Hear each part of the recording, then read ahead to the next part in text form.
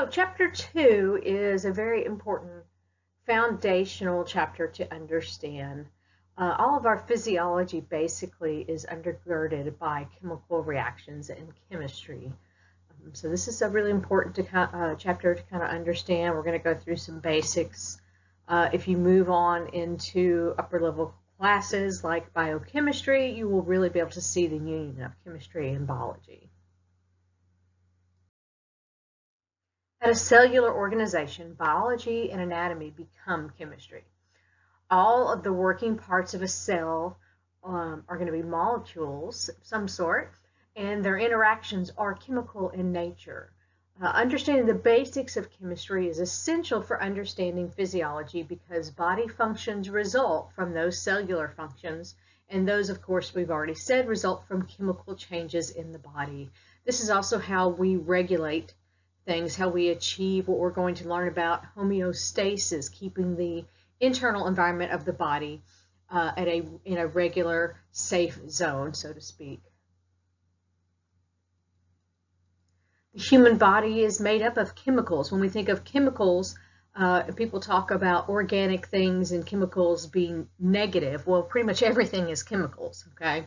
Salt, water, carbs, lipids, proteins, nucleic acids. Chemicals are basically what everything is. It's made up of atoms, which is what's on the periodic table. The human body is made up of all of those things. The food that we get our energy from, the medications we take, liquids we drink, those are all chemicals as well. So biochemistry really helps to explain those physiological processes. So basically matter is anything, and you probably learned this in 8th and 9th grade science classes, matter is anything that has mass and takes up space.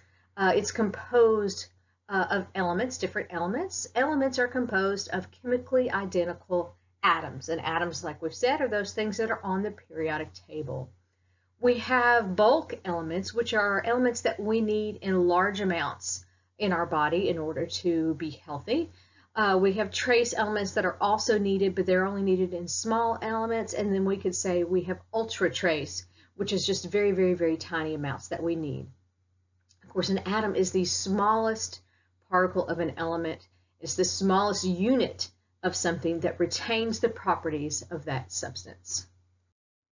So atoms are made up of protons, neutrons, and electrons. Those will have different characteristics than the atom itself. So as I said, an atom is the smallest particle of an element that has the properties of that particular element. An electron is a tiny little particle that has basically no measurable weight. It's about 1 over 2,000 times smaller than a proton or a neutron. It has a negative electrical charge, and it is constantly moving in the electron cloud in the atom. Then we have protons and neutrons. Those are both found in the nucleus. Protons are, compared to the electron, pretty large subatomic particles. So these are 2,000 times, have 2,000 times the mass that an electron carries. These have a positive charge, and these are found in the nucleus. The proton is going to define what the element is. If you add or subtract protons, you have a completely new element. We have neutrons, which have no charge, and these have the same, roughly the same weight as a proton, 2,000 times more than an electron, and these are neutral. So be careful. A lot of times we think neutral, negative. So remember, neutrons are neutral. So keep those first 3 letters there. Those are also found in the nucleus. So the total mass of an atom is going to be those protons and neutrons added together. Then we also have ions, and these are going to be when atoms become charged. They can be positive or negative because they have either gained or lost an electron. Ions are really more a transitionary state.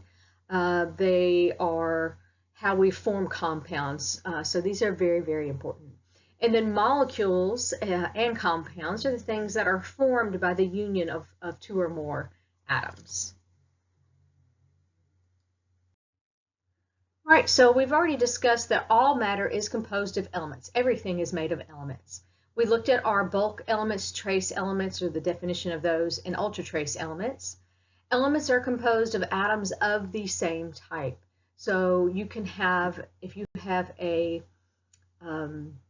certain amount of carbon, everything in that particular sample is going to be carbon, potassium, sulfur, chlorine, calcium, sodium. You could have a very measurable sample, and they're all should be the same element in order to be defined that way. Compounds are when we're going to have atoms of different types chemically bonded. And so we have our bulk elements, and these are the ones that are required in the body. And there's a good way to remember these, and that's SNOPs. So CHNOPS, SNOPs. All right, so these make up more than 95% of the human body by weight. And then we've already looked at the trace elements that are only needed in small amounts, and these are helpful when we look at enzymes. So they're very important because enzymes have a very important job in the body, and we're going to look at that. So let me explain what SNOPs is. I didn't explain what that is. So these are just the symbols of the elements that make up the bulk element. So SNOPs is going to be C for carbon, H for hydrogen, N for nitrogen, O for oxygen, P for phosphorus, and S for sulfur. Okay, so those are the bulk elements.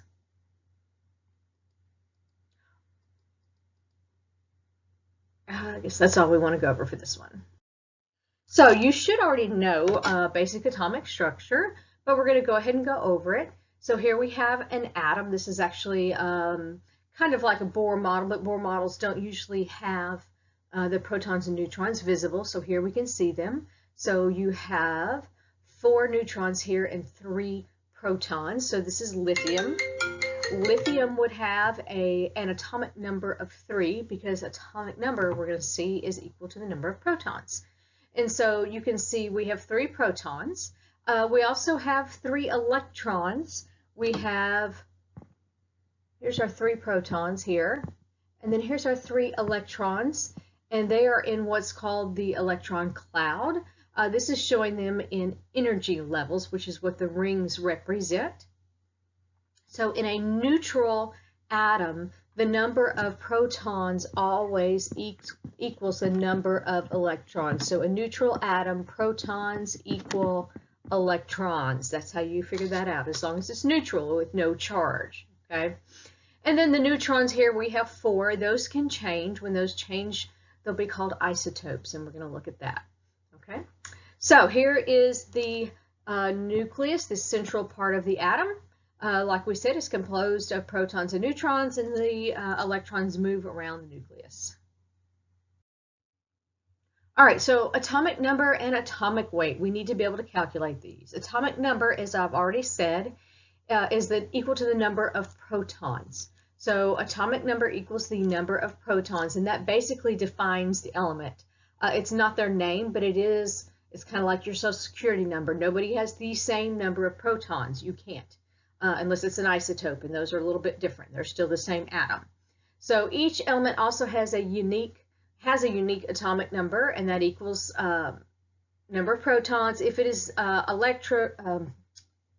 neutral, it also equals the number of electrons. So electrons and protons both there. Atomic weight is going to be calculated by adding protons plus neutrons.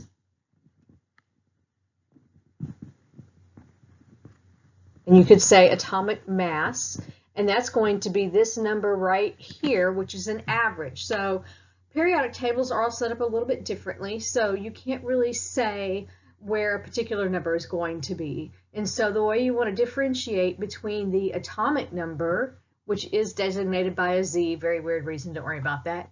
It is not going to have a decimal, and the atomic mass or atomic weight is going to have a decimal point because it is an average. So isotopes are kind of a neat thing. They are atoms with the same atomic number, but they have a different atomic weight. So same atomic number, so what does that mean is going to be the same? It's going to be the number of protons, but their atomic weight is different. So what is different if their weight is different? Think about that for a moment. So we said weight is calculated how? What's that formula to calculate atomic weight? It's going to be protons plus neutrons, right? Neutrons. So if it has a different weight, then what does it have extra or less of? It's going to have a different number of neutrons, okay? So here's an example. Hydrogen 1, mass number of 1. It has 1 proton, 1 electron, and no neutrons. Hydrogen 2 is deuterium. It has 1 proton and 1 neutron. So basically its mass has doubled. It's gone from 1 to 2 because hydrogen is teeny, teeny, tiny. And then here we have hydrogen 3. That is tritium, okay? So it has 1 proton, 2 neutrons. So let's write this. This has 1 proton, 1 proton, 1 neutron. Then we have 1 proton and 2 neutrons. Now, an isotope will always have basically the same properties. Hydrogen is an exception to this rule. Hydrogen is a little rebel. It's basically an exception to every rule. The reason it's an exception to the rule is because since it is so small and it has 1 nitrogen, when you add, 1 neutron, when you add that first neutron, you double the weight and then you triple the weight. So it is an exception there. Most isotopes have these same properties. And they just have a little bit different mass, okay? So you can kind of think of this as being kind of like different types of apples. So if you have an apple, it's always an apple, right? So you can have green apples, you can have Granny Smiths, you can have Red Delicious, Fuji, Brayburn apples. I can't think of any other names at the moment, but they're all still apples. They're just slightly a bit different. Another way that I relate it is it's kind of like shades of blonde hair. You can have very different shades of blonde hair. You can have straight blonde. You can have those little cotton tops that are really more platinum blonde. You can have dirty blonde. It's just all very, very different. You can have ash blonde, but it's all still blonde, okay? So oxygen also forms isotopes. That's another example. You see here we have oxygen 16, and this is how you write these. Let me see, get my pen back. 16, and then we have oxygen 17 and oxygen 18. That is referring to the different mass. So oxygen 16 has it's going to have 8 protons and 8 neutrons, and then oxygen 17 is going to have 1 more neutron. Oxygen 18 is going to have 2 more neutrons. Now, some isotopes are radioactive, okay? And these are important because we use these medically. They're unstable and they will undergo radioactive decay and release pieces of themselves. We have 3 types of radioactive isotopes: alpha, beta, and gamma. Gamma is the most penetrating, meaning it will go through lead and different things, and this is what we often use for things like X-ray.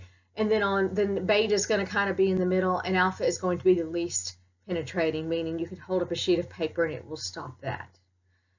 So for an element, the weight is going to be an average of the atomic weight of all of its isotopes. And there's a formula you can calculate that with.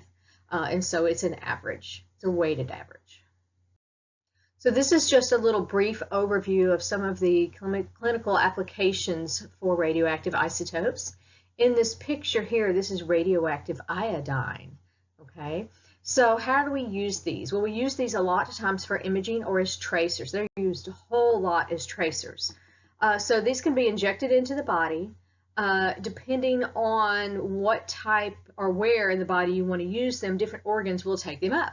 Iodine is very important for your thyroid, and so they will take this radioactive iodine into the thyroid, and we can get some images of that because if it's radioactive, it's going to glow in the image. Okay, so it's really pretty handy. We can detect these with what we call a scintillation counter. You've probably seen something like this in the movies where they'll scan it and it'll click and beep, and it'll beep higher when it takes a hit or reads something. It can also be used to destroy specific tissues, which is one thing they do use for thyroid problems. If you do high doses of radiation, it can destroy the tissue. So it's, amount is very important. These are commonly used isotopes here at the bottom. We have iodine-131, and that's used for imaging and testing thyroid function. Thallium-201 is used for heart function. Gallium-67 and cobalt-60 are often used to target and treat cancer. Others can be used to do things like check out kidney function, hormone levels, and bone density changes. So these are really important for medicine. Okay, so once we begin to put atoms together, we can form molecules and compounds. You need to know the definition of these, but don't stress over too much about the different types because sometimes we kind of use them interchangeably. But basically, a molecule is formed when two or more atoms of an element chemically join together. A compound is a type of molecule, all right? It's a type of molecule. I used to tell my students to use molecule for covalent compounds, and we're going to look at what those are. Those are going to be two nonmetals, and compound for ionic compounds, which will have a metal and a non-metal, okay? One of the most important differences here is a molecule is formed when two or more atoms share electrons, and a compound is where they transfer electrons. So they're just joined together a little bit differently, and they're going to be important when we look at things like macromolecules and nutrients for the body and regulation of metabolic processes in our body. So not all molecules are compounds. Okay, some molecules can be something like hydrogen gas, which is going to be two hydrogen molecules bonded together. Okay, so molecule is two atoms. Compound is two or more different elements. So two atoms of the same kind is a molecule, all right? And so these things down here, these are molecular formulas here. This is H2, that is what we call a diatomic, di meaning two, atom for atomic, and it is a molecule that is covalently bonded together. It is sharing electrons. Here we have glucose, C6H12O6, okay? So this is a molecular compound. It does have covalent bonds, so that makes it molecular, but it is more than one type of atom. And then water is H2O. There's another one, okay?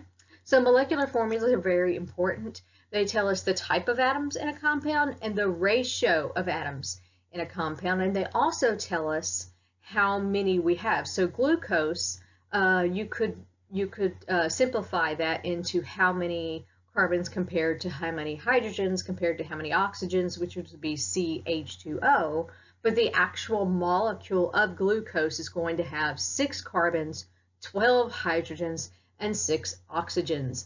And the number of those things is very, very important because you change one and you change the properties completely.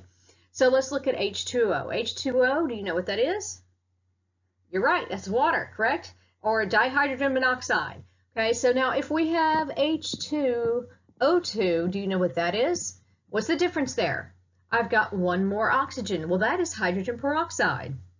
Big difference between hydrogen peroxide and water. If you get 3% hydrogen peroxide at the grocery store at Walmart, it's pretty benign. It's not going to hurt you. Some people have even used to brush their teeth with it. But if you get it very, very concentrated, it can actually injure you severely. If you get like a 60 or 90%, it could be very dangerous. So one difference in the numbers is important. Okay, so you want to make sure if you are writing a molecular formula that you are specific. So here we have actually a chemical reaction. We are going to have on the left, and they're always on the left, the reactants. Those are the ones that are undergoing the reaction. And then on the right, we're going to have our products, and that is whatever is going to be on the right side. And I hesitate to say whatever is made because sometimes this could be actually the exact opposite of what we see here, and we could be breaking something down. We do that all the time. So anyway, what we have is we have some diatomic molecules. So we have some molecules of hydrogen, which would be H2.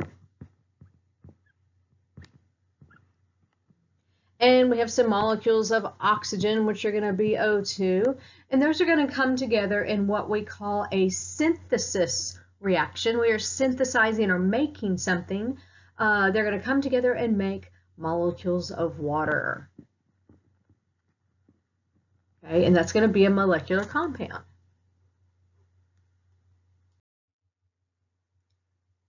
When atoms come together and combine with other atoms, they're going to form a bond. These are important. This is how we make molecules and compounds. Electrons are really probably one of the most important subatomic particle when you look at bonding, because they are what are either shared or transformed. Electrons occupy those regions of space. We call them electron shells, which circle the nucleus, and they are also equal to the periodic table. So with atoms of atomic numbers less than 18, this is how you can calculate how many. Okay. So the first shell here can hold 2 electrons.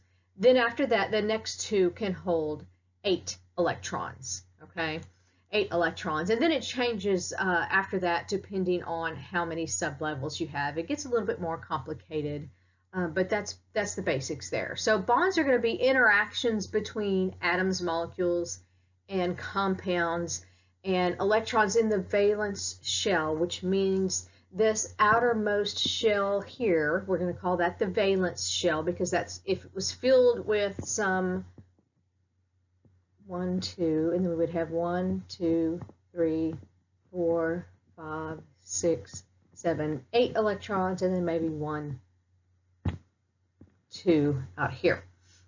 Okay, so those 2 electrons on the outside here are going to be the valence electrons. Okay, those are the ones that are important, because those are ones that determine how an atom and a molecule can react with other atoms or molecules to form compounds or molecules. So there are many rules that govern chemistry, and one that is important for us here is the off-bell principle. And this tells us that the lower shells, meaning this innermost shell here, is going to fill up first. And so it's going to fill up those before it will go to a higher level shell. So this inner shell is going to have 2 atoms in it before an electron can go to the the second shell here. To be stable, the shell needs to be full. And that's going to be 8 for everything except for helium, because helium is going to be happy with just 2. It's going to be full with just 2 because it's that first inner ring, okay, the first inner shell there. And so the rest, in order to be stable, need 8. So they want 8 to be happy. And so they basically go around looking for their perfect mate until they can reach 8. And so they will bond in a configuration to where they can have 8 electrons in their outer shell. Then they're happy, they're stable. So we have a few different types of bonds. We have ionic bonds and covalent bonds. Those are very important. We can also have metallic bonds.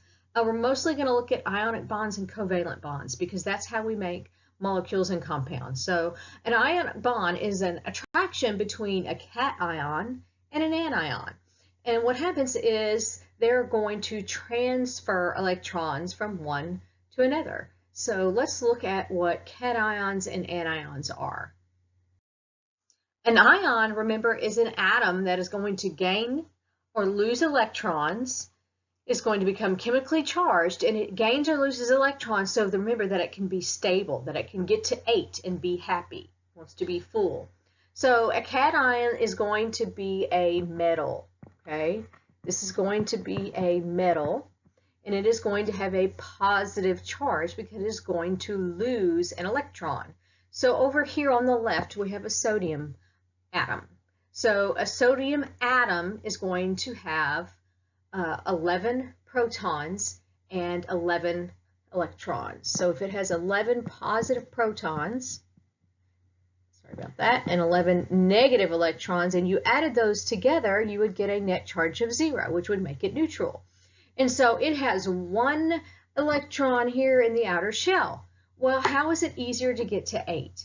To get rid of that 1 electron, and then I've got 8 in this little shell right here now, and I can be stable and happy, or to go around and find 7 other electrons. Well, it's easier to get rid of 1. So metals like to give away their electrons. So cations like to give away their electrons in order to be stable or happy.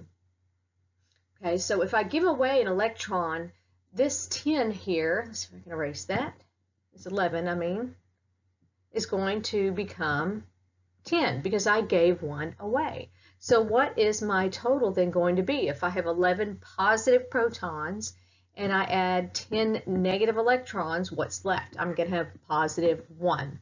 So that sodium atom is going to have a positive 1 charge. All right, and so chlorine is basically the same thing, except it's going to get an extra electron. You can see here, it's got one more electron it needs in that outer shell to be happy.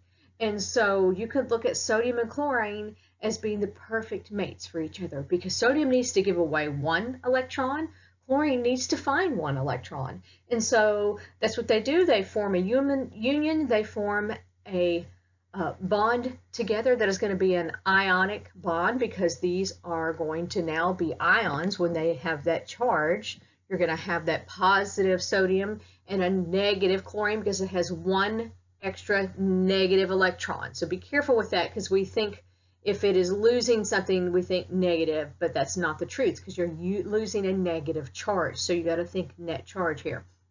Okay, so an ion is gaining a negative particle, so it's going to have a negative charge, and that charge is equal to the number for either cation or anion, the number of electrons lost or gained. So if I gave away 2 electrons, I would have a positive 2 charge. If I received 3 electrons, I would have a negative 3 charge. By the way, on the periodic table, if you don't know where metals and nonmetals are, there is usually what we call the stair-step line that goes like this on the periodic table. In the upper right-hand corner, we have nonmetals. In the left, which is going to be about 2/3 of the periodic table, maybe even more, is going to be the metals. If you have questions about this, just let me know. So we looked at ionic bonds, and I've often explained an ionic bond is kind of like a marriage. You're coming together, two becoming one.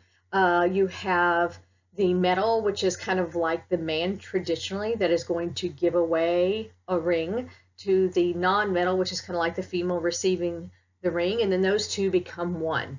I associate covalent bonds being more like best friends, okay?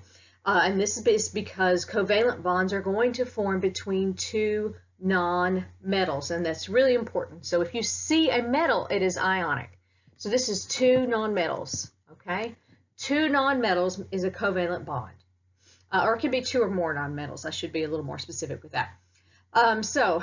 Here we've got, oh, by the way, they're also going to be sharing electrons. It's kind of like if you had a best friend growing up, maybe you shared clothes.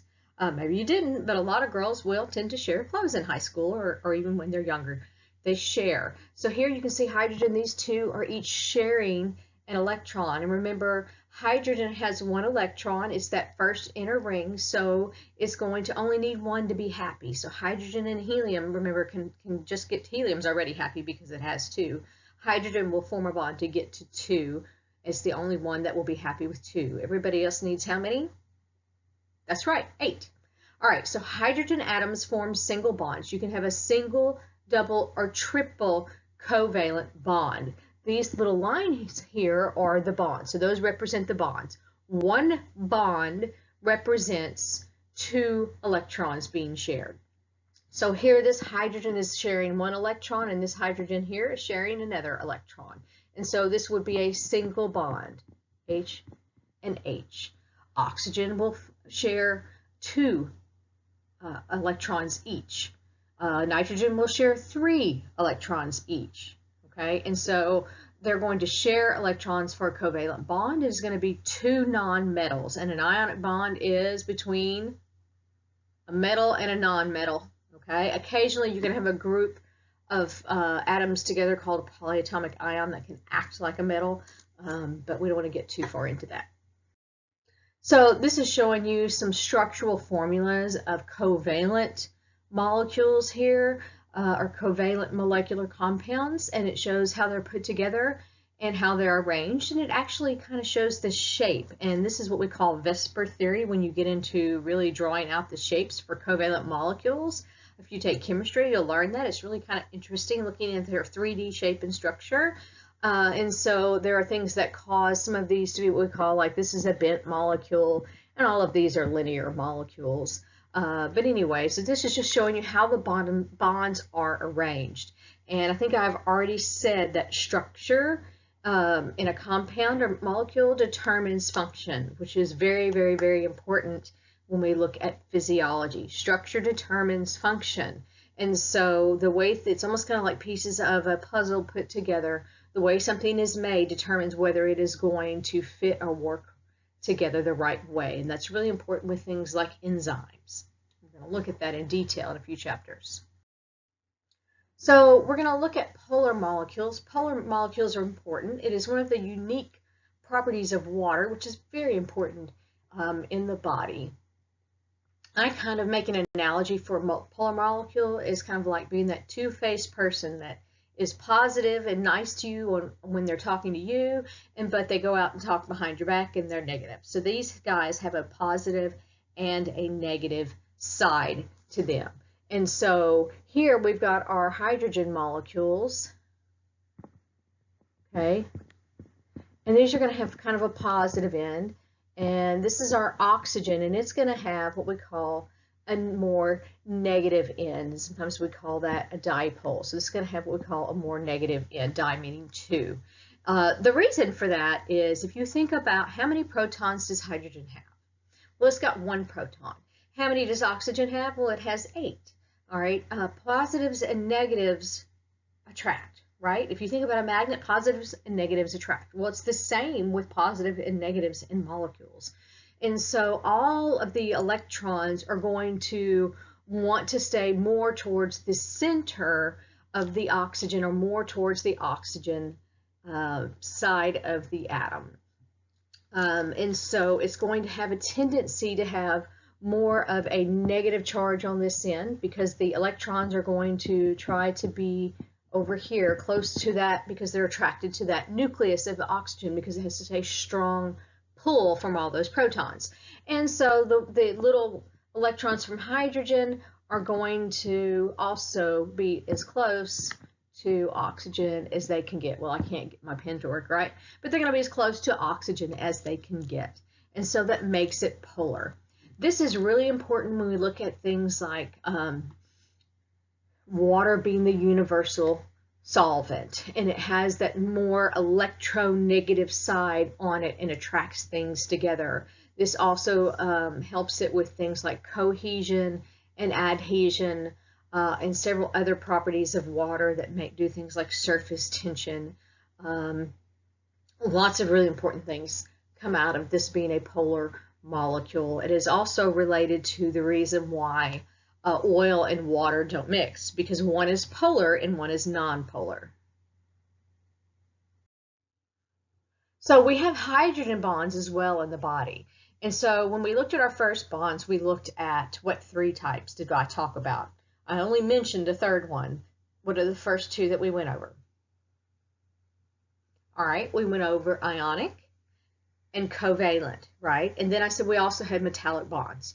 Those are bonds between atoms in a molecule or compound. So they are what holds the molecule or compound together. And those are what we call intramolecular forces.